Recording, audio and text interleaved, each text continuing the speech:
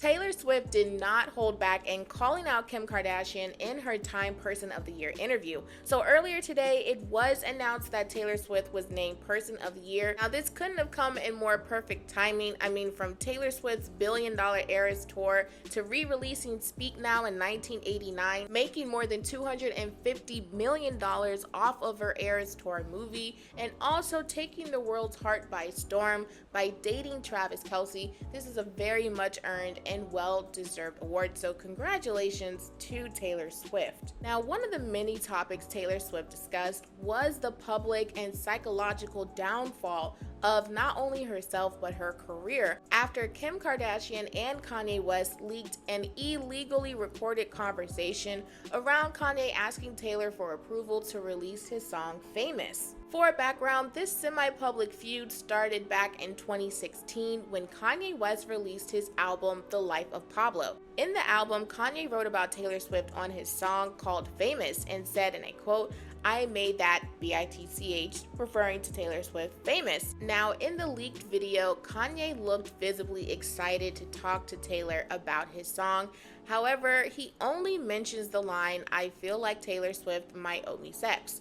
Nowhere in the conversation did Kanye ask Taylor if it was okay to say, "I made her famous." In fact, Taylor asked Kanye for time to think about the lyric and was relieved, saying, and I quote, "I'm glad it's not mean. I thought it was gonna be like that stupid dumb bitch." Unfortunately for Taylor, the full video was not leaked until 2020, but in 2016, Kim Kardashian only leaked the part in which it makes Taylor seem like she's okay with the song. And because of this, this made the whole world think that Taylor Swift was lying about her not knowing about the infamous line, and in response, Taylor had to move, or she decided to move, to a foreign country and locked herself in her rental home for a year. Taylor talked about the aftermath of this during her interview, saying, and I quote, "Make no mistake, my career was taken away from me. You have a fully manufactured frame job and an illegally recorded phone call," which Kim Kardashian edited and then put out to say to everyone that I was a liar.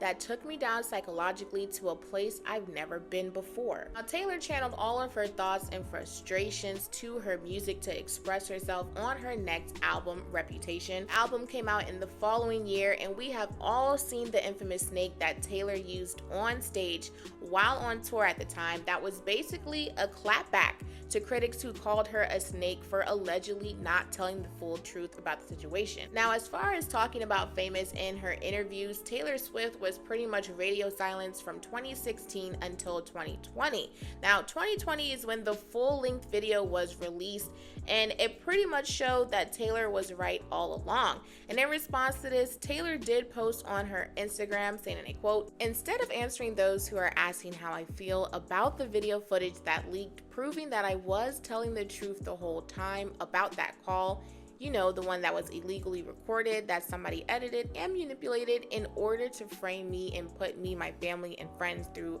HE double hockey sticks for 4 years, swipe up to see what matters." So basically, Taylor then said that she wanted everyone to donate to the World Health Organization and Feeding America. Now, this was a truly classy response from Taylor Swift. She really could have went low, but she chose to go high. Now, in response to this, Kim Kardashian sort of clapped back and said, and I quote, "Nobody ever denied the word bitch was used without her or Taylor Swift's permission." Now, I really have to give it up for Kim, because Kim is an extremely savvy businesswoman who knows how to use social media to her advantage.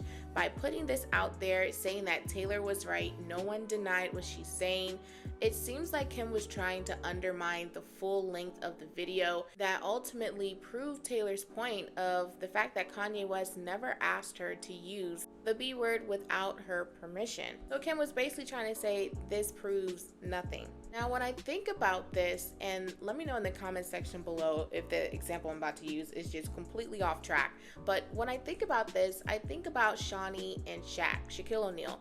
Now, Shawnee Henderson and Shaq, they were married for years. They got married in 2002 and they broke up in 2009. They had 4 beautiful children. Now, during the time of the divorce, there was plenty of speculation that Shaq wanted a divorce because Shawnee had cheated. Now, Shawnee had denied this. However, Shaq never responded to the speculation until pretty recently. So Shaq did an interview around the time that Shawnee was getting married to her current husband, Pastor Keon Henderson, and he basically said that Shawnee was the best thing for him while they were together. She popped out babies and still looked amazing. She did everything right. However, for years there was speculation about Shawnee cheating, and Shaq knew the truth but allegedly never cleared it up until around the time she was seeing Pastor Keon Henderson. Now, it would have been great if Shaq would have said all these nice things and would have cleared up the rumors back then, just like it would have been great if Kim would have said what she said back then too. But we all know it didn't happen that way, and sometimes the truth has to come out in order for people to acknowledge it. Something else I also want to discuss is how this all affected Taylor Swift's mental health. Taylor said that the two lowest points in her life was the leaked video that Kim Kardashian orchestrated and Scooter Braun buying her catalog, and how these two setbacks helped her become mentally tough to take on whatever comes next in her life. Taylor said, and I quote, "It's not lost on me that the two great catalysts for this happening were two horrendous things that happened to me. The first was getting canceled within an inch of my life insanity. The second was having my life's work taken away from me by someone who hates me." Now, I'm glad that Taylor Swift is talking about how she truly gets to appreciate her high moments because of her appreciation for her lowest moments. I'm glad that through the midst of it all, she was able to make it out on the other side, but not just make it out, but literally be on top of the world. And she knows that what was meant to take her out not only made her stronger, but made her wiser. Now, Taylor Swift concluded the interview by talking about what she truly thinks of her enemies. She said, and I quote, "But I've also learned there's no point in actively trying to quote unquote defeat your enemies. Trash takes itself out every single time." Well, I am certainly glad that Taylor was comfortable enough to speak now about her past and about her reputation. Now, Taylor Swift did also talk about a lot of other topics, such as her relationship to Travis Kelce and what she thinks about Beyonce, which are both positive things. Let me know what you guys think about the interview. Comment below your thoughts and your favorite Taylor Swift song and video. Like and subscribe for some more Taylor talks. And as I always say, guys, stay safe. See ya.